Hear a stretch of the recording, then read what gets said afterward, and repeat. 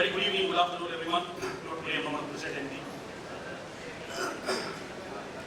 I have, over the years, I have moderated many panel discussions. But probably this is the first time I'm feeling a little underqualified to be moderating this panel discussion. The wealth of experience and knowledge that sits beside me here actually makes me a little scared. Yeah? So, please pardon any mistakes I might do, gentlemen. So, once again, thank you very much to CVF, CV Forum and Rohit and his team for this wonderful event. I've been part of this since the beginning. And it's amazing how it grows year on year. And I know today we are very tight on time. So I'll get straight to the discussion. So Banerjee, I'd like to start from you. Now, at the Auto Expo, right, 2023, there was actually a symposium that was conducted on ethanol, right? So we had ISTEM, which is the International Symposium for Thriving Eco-Energy in Mobility, ISTEM. And as part of the symposium, we also had Brazilian representatives, UNICA. And UNICA and SIAM came together to have a center of excellence that was showcased there. So, Mr. Banerjee, from your perspectives, how important are deadlines that have been set for implementing ethanol economy, and where do you see the Indian automotive industry, moving towards compliance of that? Thank you, Kaushik, and very good evening to everyone, and thank you, Rohit and team, for inviting us and giving us this platform. The distinguished panelists here. Sustainable mobility, discourse is residing on the decarbonization priority, and decarbonization priority essentially demand that we should go for adoption of the biofuels, electrification, hydrogen, CNG, and of course the circularity in our system of design from cradle to grave.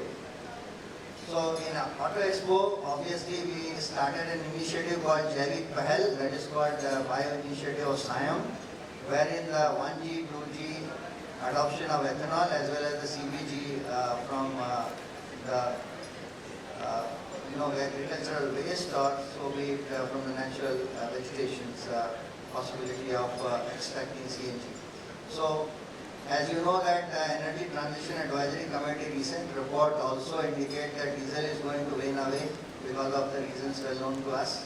And India is saddled with three challenges. One is of energy security. Second is our commitment to decarbonize in international forum, the COP26 targets. And the third one is our cities are obviously polluted.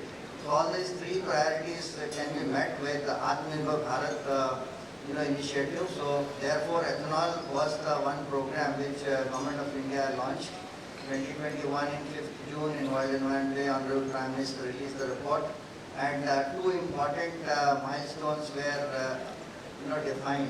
As per the National Bioenergy Policy document, it was 2030 target for E20, but which was preponed by Honorable Prime Minister to 2025, 5 years in advance. And as you know that auto industry has always been actually aligned with the vision of Government of India, and we have done wonders. Our engineers have been providing excellent innovative solutions with affordable mobility options, and therefore we migrated from BS4 to directly BS6 leapfrogging. And today we are proud to say that Indian automobile industry is actually matching and at par with the developed countries' situation. So we have already crossed the first milestone on 1st April 2023, and all the vehicles produced are actually E20 material compliant. And we are very confident that 1st April 2025, all our vehicles, once the pan-India E20 fuel is available, our vehicles will be E20 not only material but at the same time the performance compliant. So we absolutely kudos and hats off to the engineers of India. Automobile industry is doing great towards its journey towards sustainable mobility. Thank you. Thank you very much, Mr. Banerjee. I think there are 2 points that you rightly spoke about. One is fuel compliance and at the same time material compliance as well. So clearly places the importance on the entire value chain too. Dinakar, I want to come to you next. First of all, a huge round of applause. Congratulations to you on the deal with wholesale. I don't know if you have read the news. Volvo Trucks signed a deal with wholesale, a Swiss infrastructure manufacturer, if I'm not wrong, to deliver 1,000 e-trucks by 2030. Right? That's a huge number, right? A huge round of applause, everyone. And this is expected to save up to 50,000 tons of CO2. That's a massive number, and the first lot of 100 or 130 trucks is going to be delivered next year, right? So, now, how does this fit into the overall larger objective of achieving net carbon neutrality? Number one, from the Volvo Group perspective, and also from the country perspective, where the government is really buoyant about having our own sustainable economy working towards net carbon neutrality. How are your thoughts aligned on the net neutrality, not net carbon neutrality directives? First of all, thank you very much for the mention of 1,000 runs. It's a great press. And thank you, CVF, for inviting me to this. There is no one particular bullet for business. So every country will have different way of approaching this particular issue by reducing the carbon. Some countries have got very good electrical grids, so they will go into that journey. Some countries have got very good material available for making the all the other alternative fuels. So they will go into that. So it has to be taken as per the availability of the infrastructure as well as the availability of the material. And that's the first thing.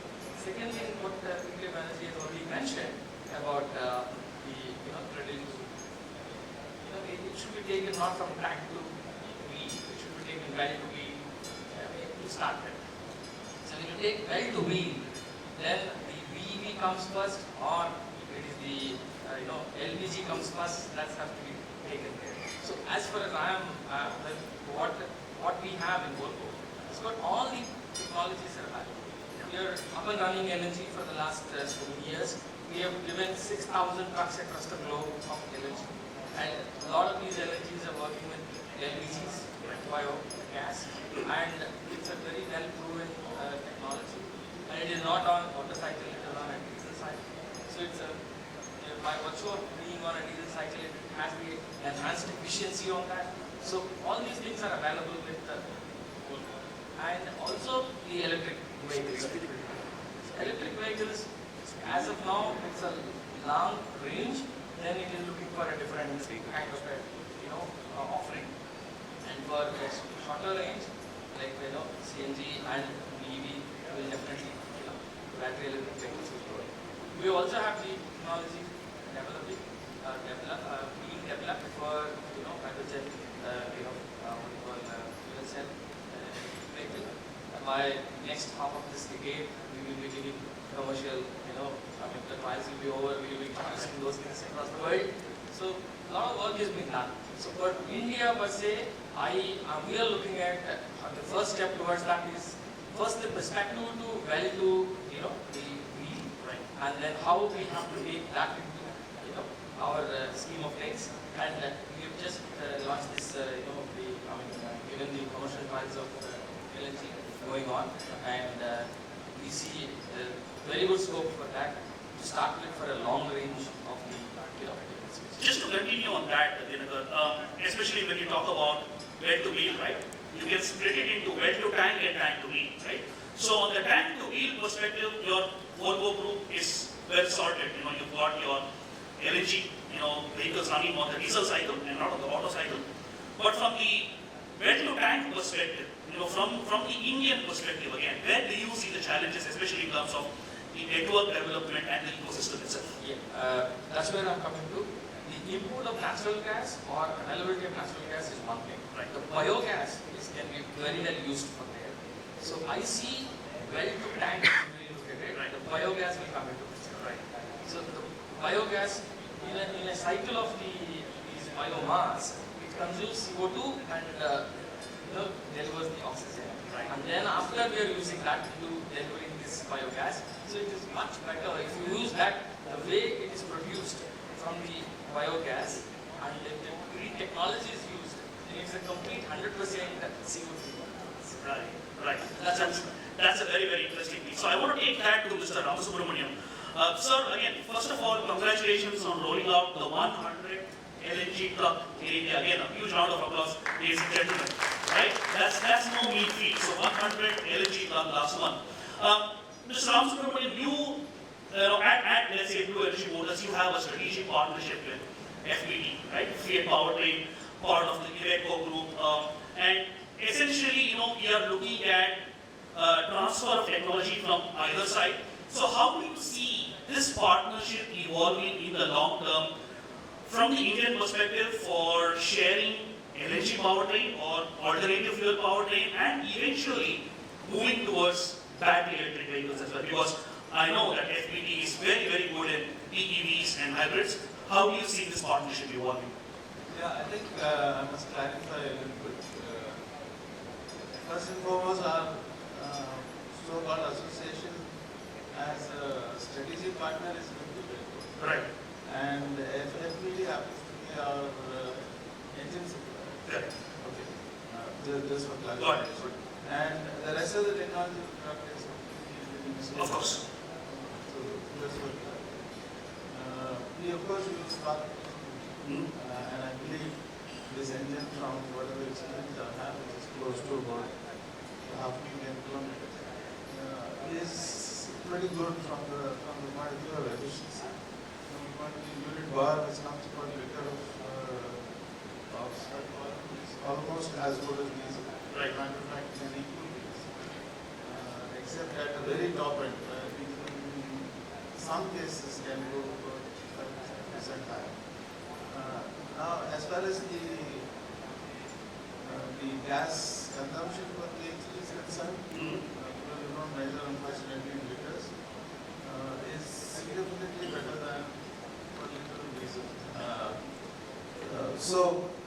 Since consumption of fuel is directly proportional to the CO2 which is given out into the atmosphere, Right. we have a proportional reduction. And you won't believe me when I say it is not in the conventional improvement that we are really used to, because I have spent 50 years in diesel. And if I get 3 to 5%, I can go for a kill. Yeah. And if it is 10%, I can murder also. And in this, if you ignore the cost difference, because LNG cost is going all over the place, it went up to 110 and now it's about 55. I don't know where is it going to settle down, but let's assume it's around 50 to 60. So that's a significant discount on diesel, but that is per kg versus per liter. And based on consumption, I would say somewhere between 30 to 45% better in terms of consumption. So you know what you're talking about in terms of consumption, in terms of reduction of CO2, which is most important. And of course, there are parallel reductions in all other emissions. Maybe not so much in CO, but definitely in NOx and particulates very low. And of course, the after treatment, you're saying a three-way catalyst and maybe a gas particle filter. It's a very much simpler vehicle. But that's where the simplicity stops. Because as you say, there is a learning in everything. Right. You know. So if we thought that okay, we have mastered LNG, I would say we are about 10 years away. For the simple reason that the LNG behaves very differently from CNG. And this you may not believe. And that essentially is because as the liquid evaporates, there is a dilution of the quality of gas. And the methane goes down significantly suddenly, and consequently we found it necessary to actually make the engine compatible to depleting methane gas. Now, to maintain power and also maintain emissions and performance while the gas deteriorates as it gets consumed, because you would realize the liquid fractions are very different between C1, C2, C3, C4 and parts of ammonia, etc. So at the end, it's a challenge. And where mechanical engineers fail, electronic engineers succeed. Yeah. Because we know what to do, but we don't know how to do. So we rely considerably on our data set designers in order to make sure that the engine does exactly what is required, in order to be able to consume this fuel in an economical manner. So it's been an interesting challenge. I wouldn't say 100 trucks is an achievement because there's hardly anything in a country where 300,000 trucks are sold. But it is a small beginning, and I believe that this is just the beginning of we and I personally do not want to work in diesel because there is a significant draw on possibilities in other fields. But there are challenges. As I said, LNG is very good for long distance. It works very well. Has unit power, torque, everything is fine. But for short distance, it's not such a great idea. Got it. Like we go for CNG, it's a little better for short distance. We're still exploring with electric, hydrogen. So there's a lot to do. It's just about beginning. It's your humility, sir, that you say it's not a significant thing, but in the context of the Indian situation, that's still a very, very big achievement. So thank you very much for that. So I now want to go to Dr. Gupta and Dr. Bhatt as well. Now, I was reading an article and the Joint Secretary of the Ministry of Petroleum and Natural Gas said, India's rolling out of E20, right, is ultimately the move towards, a flex fuel compatible transition, right? And I also saw in the same article that the executive director of Hero, right, he had mentioned that a scheme like FAME 2 will give a thrust to the industry in accelerating ethanol adoption, right? Now that's a bit of a double-edged sword, the way I look at it. So my point to you is, do you feel that there is a need, first of all, for a scheme like FAME 2, which we have implemented for electric vehicle adoption? Is there a need for something like that for ethanol adoption? Number one. Number two, a follow-up to that, not a question, but a discussion point is that, how are we today in terms of capacities, right? Even if you provide a subsidy like a FAME 2, are we sufficient enough in terms of existing capacities, or is there a need to create new capacities as well? So what are your thoughts there? The need for a scheme and capacities. Good evening to all. Thanks. See, ethanol already we have achieved 10%. Right. We are targeting 20%.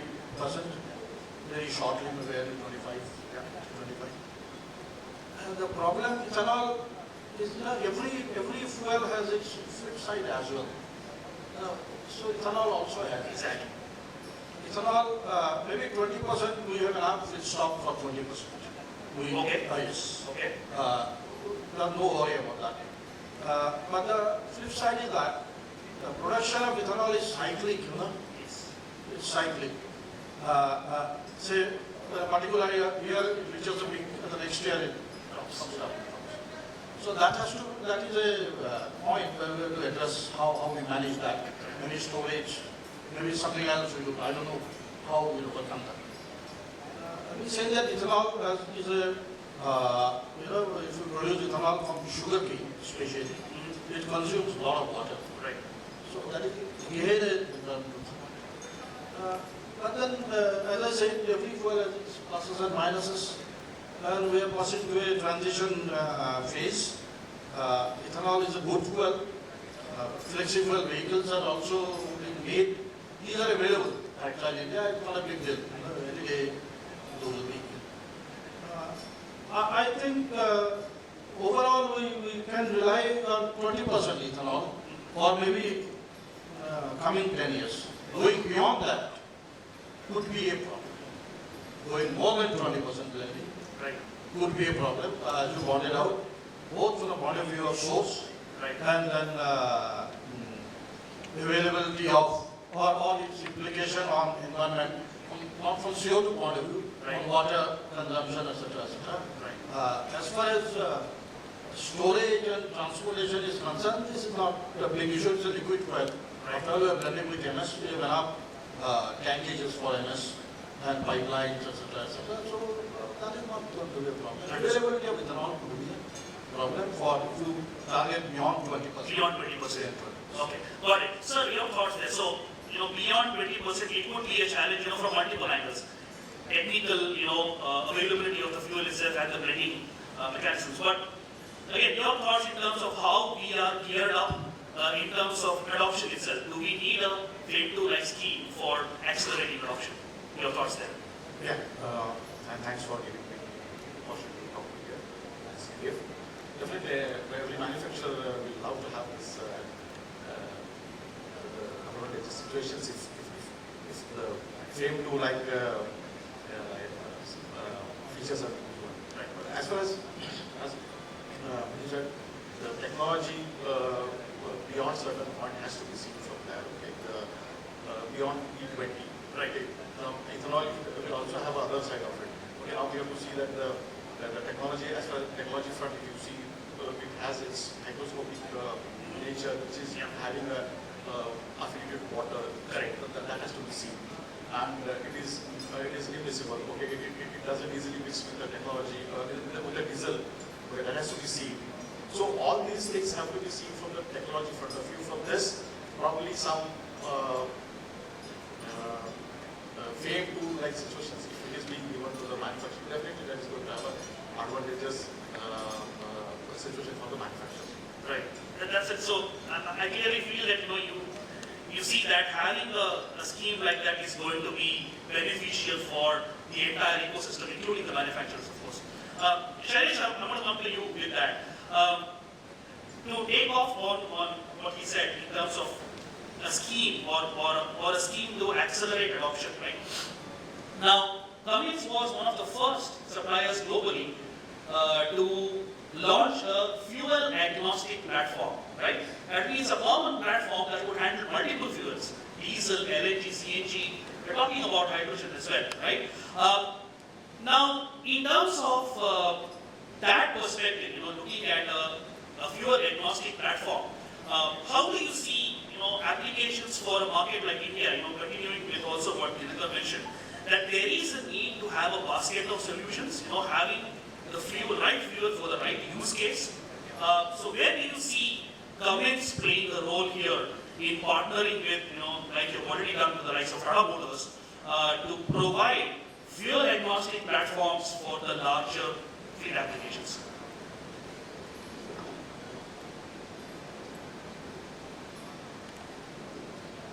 Good afternoon, ladies and gentlemen. Thank you, Kaushik, and thanks CVF for inviting Cummins to share the perspective.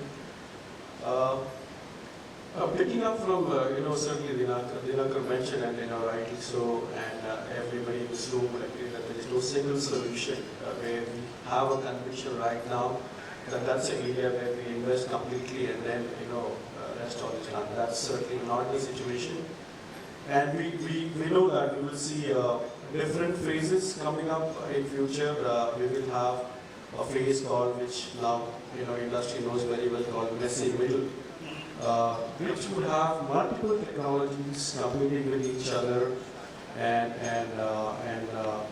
would be the adoption would be driven by different economics in different levels, based on energy transition, based on incentive, based on the need for them to address the national objectives on energy security and certainly decarbonization.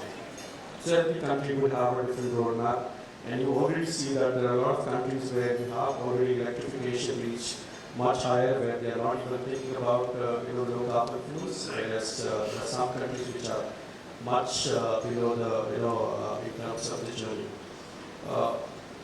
With that in mind, it certainly becomes important for all the global players or all the large players to build themselves and look at how do we cater to multiple emerging fuels with a platform which could address this complexity and also able to leverage scale globally and help us in addressing different market segments.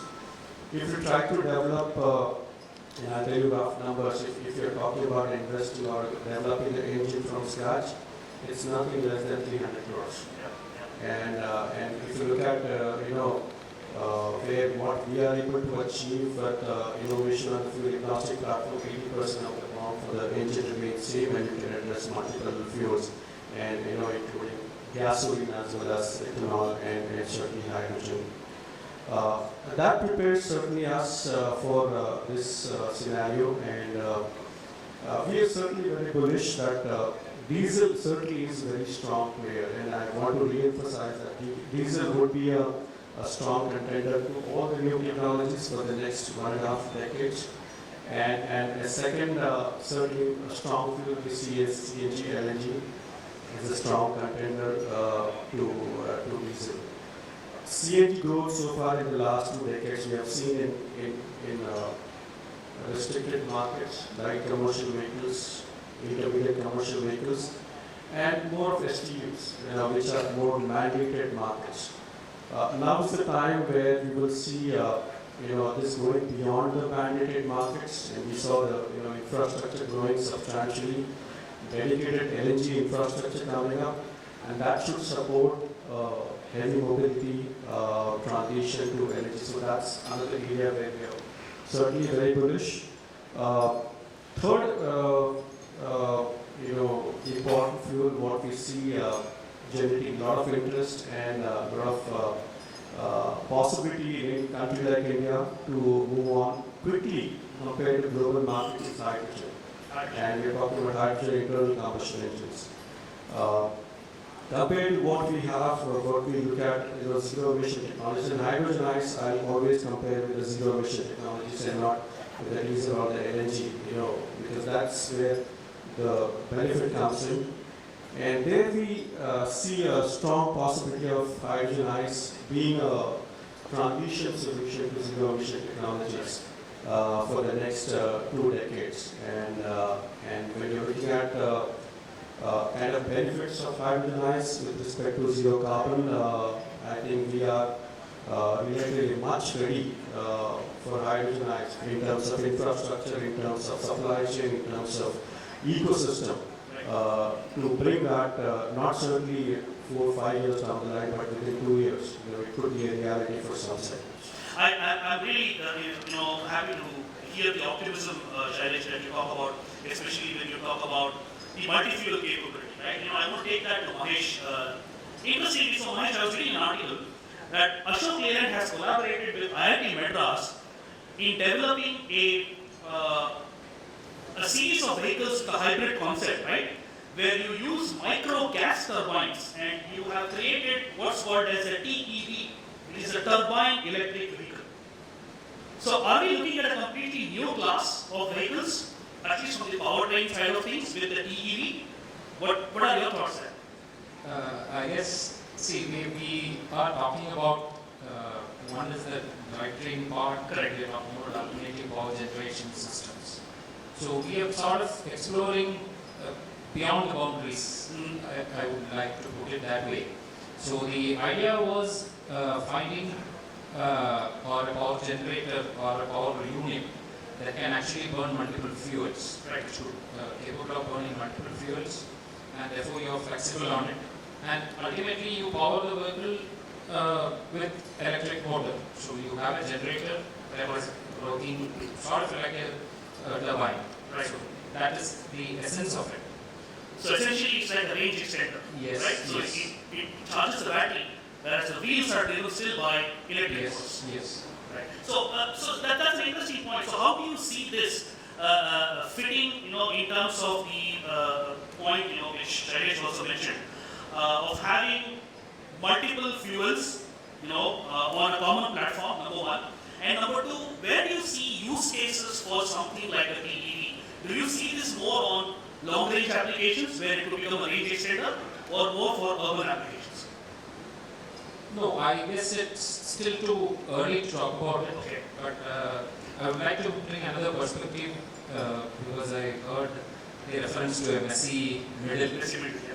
So I would like to rather call this decade as probably a decade of opportunities, because we're talking about multiple technologies, probably a decade of transition rather. While ultimately we see in a little, maybe a decade or so later, a lot of electric vehicles coming in. But in India, there was also a reference to the well-to-tank and tank-to-wheel efficiencies. And when we look at the three intersecting objectives, I wouldn't want to call them as trade-offs, but there are three intersecting objectives that we talk about. One is about climate impact, the second is about energy security, the third is about also the local pollution. So when we look at all these three objectives, I believe in the very short term, means I'm seeing in the next 3 or 4 years, while EVs are picking up pace, does it address all these three is still a question for a country like India. So I think some of these transition technologies are interesting, and one other fuel which I think wasn't discussed about and it's still an opportunity is a hydrogen blended CNG, which would actually help create an ecosystem for the future hydrogen based vehicles. This is something which actually there was a or I would say not just a trial vehicle, there was one full depot running in Delhi. This was supported by a consortium including Indian Oil Corporation. So one depot of vehicles in Delhi Transport Corporation was running on 20% hydrogen. That's straight away 28-25% CO2 reduction for you. So that's one other thing which can also be considered.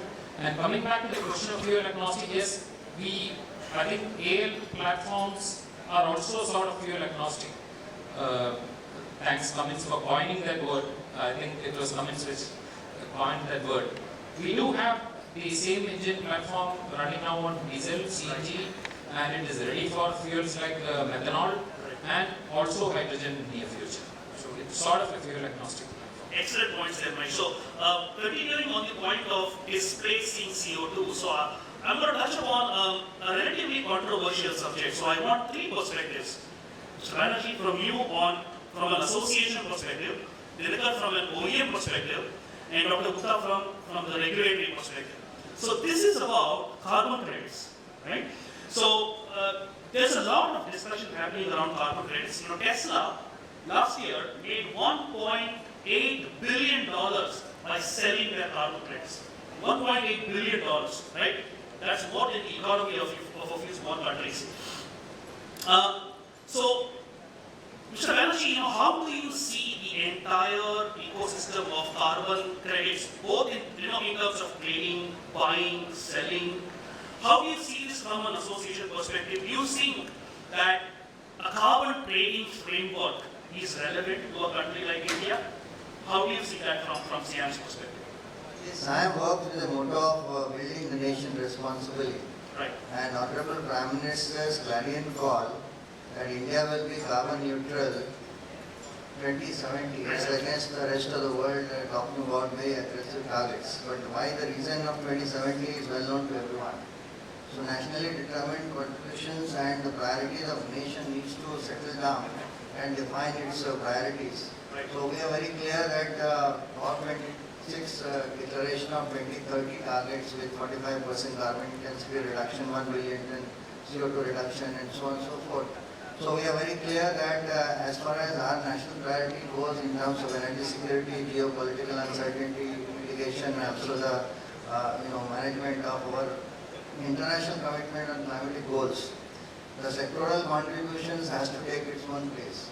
And looking at the kind of requirement of mobility spread and the demand for our populace to embrace the mobility requirement, our priorities will be obviously at a pace which is good for us, and therefore this discourse of carbon trading, carbon priorities, settlements, exchange trading, etc. has to be determined, and of course the Ministry of Power has already issued a more or less broad outline of carbon trading mechanisms. So we are working together with them, and we are on course to do what is good for our nation. Excellent. I think that last part of your statement summed it up very well. What's best for the country. So, Dinakar, to come to you on that, I read an article again where Volvo Group had mentioned that they will not be participating in any carbon credit markets. That's a very, very bold statement to make, considering the amount of money Tesla made, by selling the carbon credits. So I think from your perspective, you're looking at carbon-free right from the sourcing stage, right? Carbon-free materials, steels, economies and so on. So how do you see this, as an OEM, as a commercial vehicle OEM, how do you see this entire equation on carbon credits? See, it's the overall interest of the entire society. Correct. And the stakeholders in keeping this Mother Earth safe. Right. So we are committed to that as a company. We have committed our core values of our brand. Is one of them will be environmental care. Right. So we talk about it in everything: safety, Right. quality, and environmental care. These are three things which we talk about it. So we don't want to talk about who is getting the carbon credit or Right. things like that. But we would like to see and drive the progress in that direction where we have to reduce the carbon footprint of this. Like, as you mentioned, 1,000 trucks which we are going to produce in this, Right. 50,000 CO2, 50,000 tons of CO2 reduction. See, they are replacing their existing diesel trucks with these electric trucks. Right. For a period of some number of years, by 2030. So what is more important is how we are, even that also they mentioned in that, if you have read it, the, what you call the, EV, which is, the electricity which is used, is a green, electricity. Green energy, yeah. Green energy. So that is also like, entire chain of the entire system, how it works. So we as a group would like to concentrate on environmental care. So we would like to do our best in driving the progress towards that. And even in India, we would like to do that. So that's the reason we are doing that in that direction for introducing LNG, this thing. And also if we shorter range, how the CVP makes the difference to customers. That is what, is very, very important. While taking care of the environment, it also should make the business sense to the customers who are going for these alternative fuels and things like that. So that's what Mahesh is saying, that diesel will definitely give the good, competition to the alternative fuels. But I feel there's a lot can be done in LNG, and Blue Energy is already doing that, and we have to go forward in that with even a lot of systematic approach has to be taken in developing the entire the ecosystem there. Excellent. I mean, that's a very, very holistic perspective to take, that, you will do anything for the larger good of the environment and planet Earth, right? So, Dr. Gupta, your thoughts, again, to emphasize on what Mr. Banerjee said, especially in the last that, what's best for the country, right? I mean, that's the underlying solution. That's the bottom line. What are your thoughts there?